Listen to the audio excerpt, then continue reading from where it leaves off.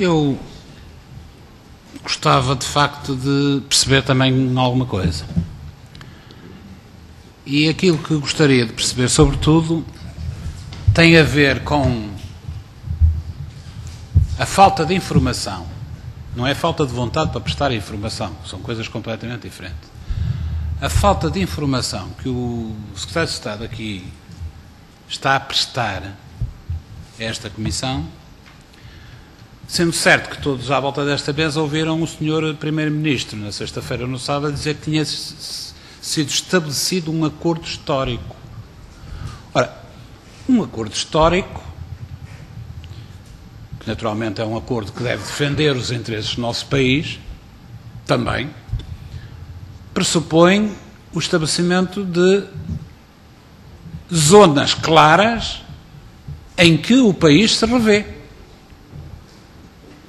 E partindo do princípio, e portanto se revê através do mandatário, naquele momento, Primeiro-Ministro, enquanto Primeiro-Ministro. E, naturalmente, não podemos admitir, por hipótese, que se está a repetir o déjà vu, isto é, que se está a considerar acordo histórico o semestre europeu, ou que se está a considerar acordo histórico o conjunto de análises de stress bancário que se vão efetuar. E, portanto, naturalmente, quando o Primeiro-Ministro diz acordo histórico, está-se a referir exclusivamente ao Pacto de Competitividade e as suas consequências. E, portanto, o que nós, e é por isso que eu quero assinalar aqui, para começar este debate, esta dicotomia, esta divergência absoluta. O que é um acordo histórico cujo conteúdo é tão grande que o Secretário de Estado que vem aqui transmitir é incapaz de dizer qual as coisas em que o nosso Governo esteve de acordo. Isto é verdadeiro. Eu acho que estamos esta dicotomia ou esta divergência, Sr. Secretário de Estado, mostra bem ao ponto em que nós chegamos na União Europeia. É que eu julgo que esta divergência entre Vossa Excelência e a ausência de informação, que mais vontade que tenha, não é capaz de prestar. E aquilo que o Primeiro-Ministro diz que é acordo histórico, não deve ser caso virgem. Isto é, eu suponho que em 25 dos 27 países da União Europeia deve ter sucedido uma coisa semelhante. O que significa, de facto, uma capacidade de informação solidária e coletiva da União Europeia assinalável. Porque 25 dos 27 Estados foram lá ouvir exatamente aquilo que era as bases que depois teriam que repercutir para o Estado-membro de que representam sob a forma de acordo histórico. Isto é, pode parecer caricaturar, mas não é bem isso. É, através da caricatura, ver se percebemos ao nível e ao ponto em que todos estamos a chegar.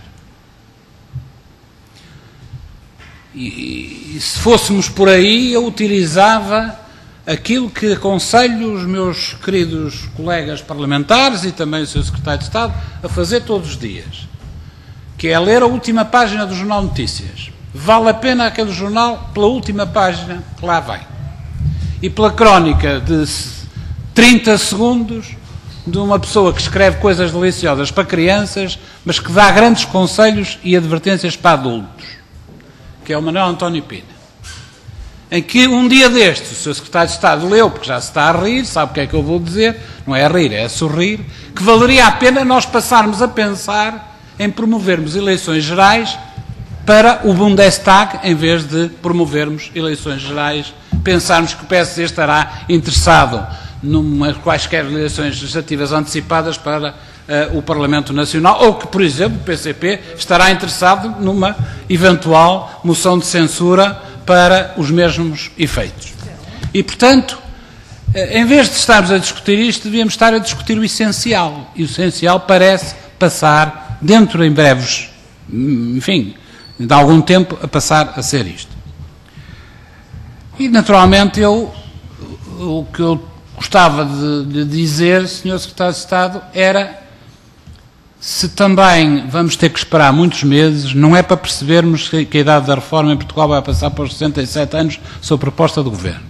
Não é se percebermos que finalmente o CDS vai abandonar o barco do apoio europeu que tem prestado nestes últimos anos, porque vamos então ferir finalmente na soberania fiscal. Que é uma coisa que tem sido uma questão muito própria do CDS. Não é percebermos o que é que vamos fazer sobre o congelamento de salários, mas é quanto tempo vai demorar para que finalmente o nosso Governo venha a Portugal dizer que é preciso incluir e aproveitar esta revisão constitucional para fazer outro tipo de alterações constitucionais ditadas pelo exemplo alemão ou pelo exemplo francês.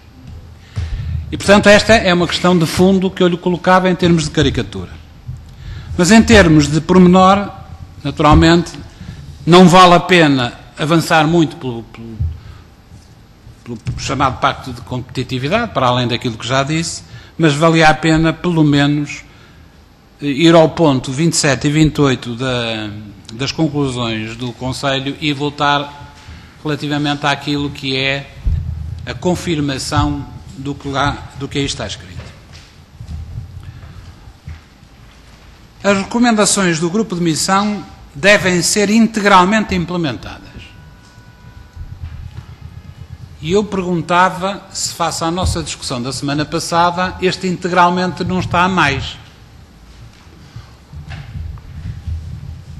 Ou se até as observações discordantes de que aqui o Sr. Secretário de Estado se fez eco na semana passada, recordo pelo menos duas, se estas também foram abandonadas.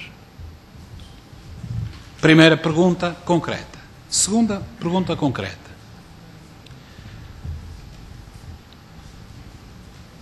O Conselho Europeu acordou que se os testes de stress a realizar às instituições financeiras nos Estados-membros não forem de acordo com os parâmetros previamente determinados, serão os Estados-membros a apoiar planos de ajudas estatais a esses bancos?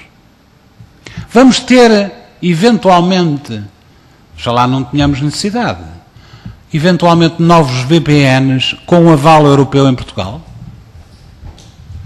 Ou, pelo menos, aproximações a situações do VPN? Foi isto que foi, de facto, decidido no plano europeu? Está o governo português disposto a ajudar bancos privados se eles não responderem de acordo com os parâmetros estipulados aos novos testes de stress? É exatamente isto?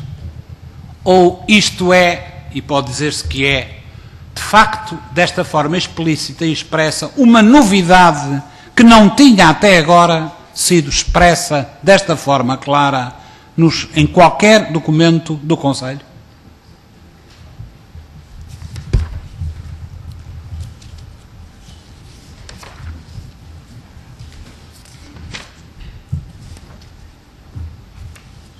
E reforço, naturalmente, a pergunta concreta do deputado Carlos Costa Neves. É que, de facto, pelo calendário que aqui está presente, e esta é uma observação criteriosa, o semestre europeu, no que diz respeito, enfim, aos Estados-membros, não pode entrar em vigor, independentemente do acordo que aqui haja sobre ele, ou do desacordo, antes daquele semestre que precede a aprovação do Orçamento de 2013. Porque só em junho, é que eventualmente estará concluída o processo legislativo do semestre europeu. É evidente que em março e em abril o nosso país não pode nem deve promover métodos e procedimentos orçamentais que tenham a ver com as alterações propostas no âmbito do semestre europeu. Não é a isso obrigado, pelo menos. Não é a isso formalmente obrigado.